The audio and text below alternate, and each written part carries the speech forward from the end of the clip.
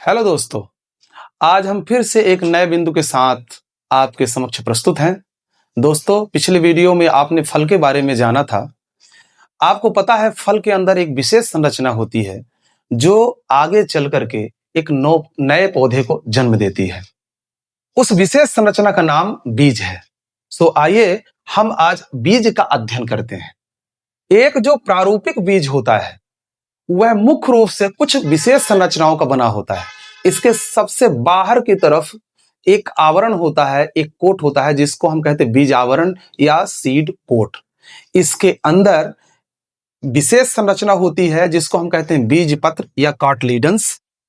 और फिर और उसके अंदर जाएं तो एक और संरचना होती है जिसको हम कहते हैं भ्रूण। और भ्रूण में एक विशेष संरचना और होती है जिसको हम कहते हैं भ्रूणी अक्ष। तो इस प्रकार से जो एक बीज होता है, प्रारूपिक बीज होता है, उसके मुख्य भाग आपको हम बता ही दिए हैं। अब आइए समझते हैं कि जो बीज होते हैं ये कितने प्रकार के होते हैं। तो बीज पत्र की संख्या के आधार पर बीज दो प्रकार के होते हैं, द्विबीजपत्री यानी डाइकार्टिलेडन्स और एक बीजपत्री यानी मोनोकार्टिलेडन्स। द्विबीजपत्री का मतलब होता है जिस बीज में दो बीज पत्र हों, और एक बीजपत्री बीज का मतलब होता है जिस बीज के अंदर केवल एक ही बीज पत्र उपस्थित होता है। अब इनको हम पहचाने कैसे हैं? जैसे अपने आसपास अपने घरों में बहुत प्रकार के बीज होते हैं। उन बीजों में प्रमुख रूप से यदि देखें तो चना ले लीजिए और एक मक्का का बीज ले लीजिए, चना का। तो चना के बीज का जब बीज आवरण हटाते हैं, बाहरी परत जो छिलका होता है उसको जब हटाते हैं तो उसकी दो फलियां निकलती हैं, यानी जो एक बीज होता है उसमें दो दालें निकलती हैं।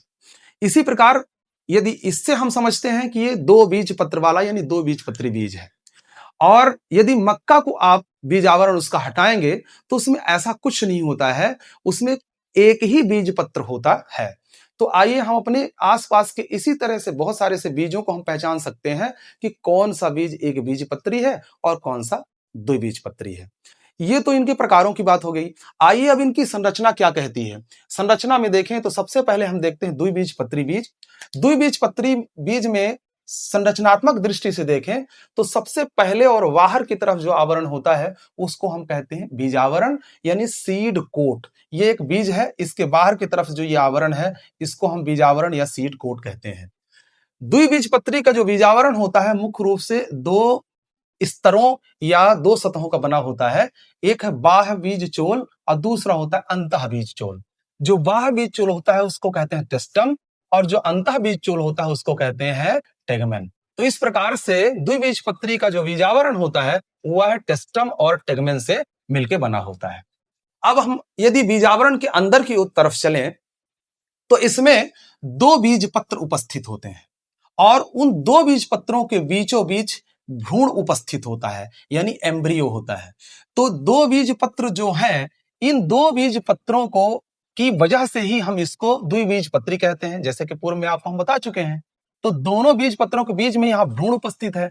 अब भ्रूण में क्या चीज है और विशेष, भ्रूण के जिस भाग पर बीज पत्र आपस में जुड़ते हैं, ध्यान देना है थोड़ा सा कि भ्रूण के जिस भाग पर बीज पत्र या कार्टिलेडन्स आकर के जुड़ते हैं उस भाग से ऊपर की तरफ का जो भ्रूण का भाग होता है उसको हम प्रांकुर कहते हैं यानी प्लूम्यूल कहते हैं।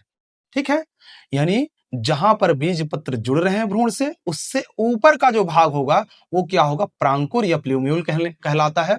और उस भाग से नीचे की तरफ का जो भाग होता है उसको हम क्या कहते हैं, मूलांकुर यानी रेडिकल कहते हैं।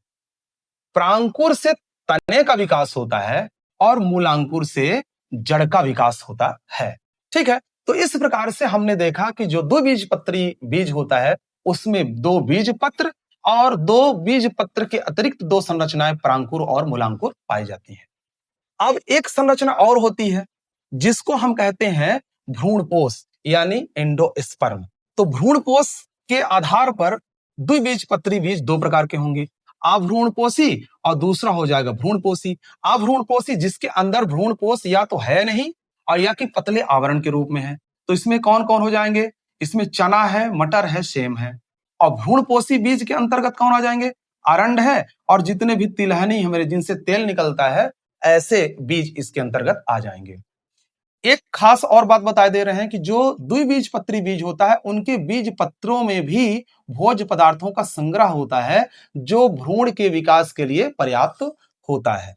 तो इस प्रकार हमने द्विबीजपत्री की संरचना को समझा। अब आइए समझते हैं एक बीजपत्री बीज।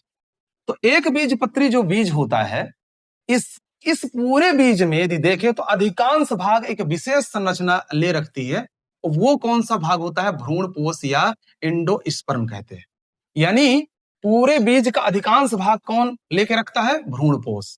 यानी बाहर की तरफ से देखें तो सबसे बाहर की तरफ क्या है? सीड कोट यानी बीजावरण जो पतला होता है, ठीक है। और उसके अंदर का जो भाग होता है वो क्या होता है? एंडोस्पर्म यानी भ्रूणपोष होता है। भ्रूणपोष एक संरचना के द्वारा जो भ्रूण है उससे अलग होता है। वो क्या संरचना होती है? एल्यूरान। एल्यूरान सतह होती है। इसके चारों तरफ आप पट्टी देख रहे हैं इस चित्र में। तो ये एल्यूरान सतह है जिससे ये जो एंडोस्पर्म होता है यह क्या होता है? बीज के भ्रूण से थोड़ा अलग होता है। अब दूसरी चीज क्या है कि जो एक बीजपत्री बीज होता है इसमें जैसा पहले ही बता दिया गया है कि इसमें केवल और केवल एक ही बीज पत्र होता है और उस बीज पत्र को हम क्या बोलते हैं? स्कुटेलम कहते हैं।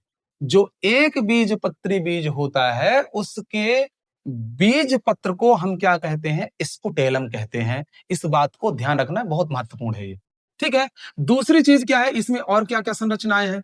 इसमें भी प्रांकुर होगा, मूलांकुर होगा, परंतु प्रांकुर और मूलांकुर के अतिरिक्त इसमें दो संरचनाएं द्विबीजपत्री की अपेक्षा अधिक होती हैं। तो चलिए आइए एक एक करके समझते हैं। इसके भ्रूणी अक्ष का ऊपरी जो भाग होता है वह प्रांकुर कहलाएगा, अर्थात इसका ये प्रांकुर हो गया। और जो भ्रूणी अक्ष होता है उसका जो निचला हिस्सा क्या कहलाएगा? मूलांकुर कहलाएगा। प्रांकुर यानी प्लूम्यूल और मूलांकुर यानी रेडिकल। प्रांकुर से तने का विकास, मूलांकुर से बीज का विकास, जड़ का विकास। तो इस प्रकार से यदि हम देखें तो प्रांकुर के ऊपर इसको ढकने वाली एक संरचना पाई जाती है। ये संरचना आपको दिखाई देती होगी, ये संरचना क्या करती है? प्रांकुर चोल यानी इसको कोलियोप्टाइल कहते हैं, ठीक है। इसी प्रकार से मूलांकुर को भी ढकने वाली एक संरचना पाई जाती है जिसको हम कहते हैं मूलांकुर चोल। ये देखिए यहां पर ये मूलांकुर चोल है, ये क्या कर रही है? मूलांकुर को ढक रही है। तो इस मूलांकुर चोल को हम क्या कहते हैं? कोलियोराइजा कहते हैं। तो इस प्रकार से हमने देखा कि जो एक बीजपत्री बीज होता है उसमें जो भ्रूणी अक्ष है, भ्रूणी अक्ष से ऊपर दो संरचनाएं होती हैं और इसी प्रकार से भ्रूणी अक्ष से नीचे दो संरचनाएं होती हैं। ऊपर की तरफ प्रांकुर और प्रांकुर चोल, नीचे की तरफ मूलांकुर और मूलांकुर चोल पाई जाती है, ठीक है। तो ये तो बात हो गई इसकी संरचना की। अब थोड़ा सा बात कर लेते हैं कि जो भ्रूणपोष है उसके आधार पर कितने प्रकार के होते हैं। तो यहां पर भी दो प्रकार के एक बीजपत्री बीज होते हैं। एक होता है अभ्रूणपोषी और दूसरा होता है भ्रूणपोषी। अभ्रूणपोषी में कौन होता है? आर्किड जैसे पौधे होते हैं, पौधों का बीज होता है। और भ्रूणपोषी के अंतर्गत मक्का होता है। तो इस प्रकार से हमने बीज की संरचना और उसके प्रकारों का अध्ययन किया। हमें उम्मीद है कि ये टॉपिक आपको जरूर समझ में आया होगा और आपको बिल्कुल नया लगा होगा, क्योंकि बीज की संरचना हो सकता है आप पहली बार सुन रहे हो, समझ रहे हो। तो आपको यदि ये अच्छा लगता है तो आप हमें उत्साहित करें, प्रोत्साहित करें। एक लाइक, एक कमेंट अवश्य करें और साथ में यदि आपको ये लगता है कि ये वीडियो, ये जो टॉपिक है अच्छा है तो दूसरे तक भी शेयर करें, हमें सब्सक्राइब करें। धन्यवाद आप सबका।